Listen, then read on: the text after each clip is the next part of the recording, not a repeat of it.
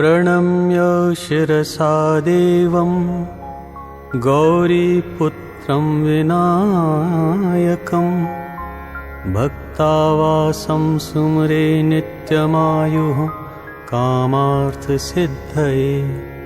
प्रथमं वक्रतुण्डं च एकदन्तं द्वितीयकं तृतीयं कृष्णपिङ्गाक्षं गजवक्त्रं चतुर्थकं लम्बोदरं पञ्चमं च षष्ठं विकटमेव च सप्तमं विघ्नराजं च धूम्रवर्णं तथाष्टमं नवमं भालचन्द्रं च दशमं तु विनायकम् एकादशं गणपतिं द्वादशं तु गजाननं द्वादशैतानि नामानि त्रिसन्ध्यं यः पठेकरः न च विघ्नभयं तस्य सर्वसिद्धिकरं प्रभो।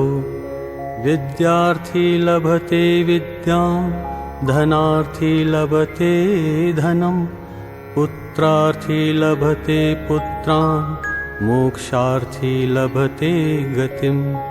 जपेद् गणपतिस्तोत्रं षडभिर्मासै फलं लभे संवत्सरेण सिद्धिं च लभते नात्र संशयः।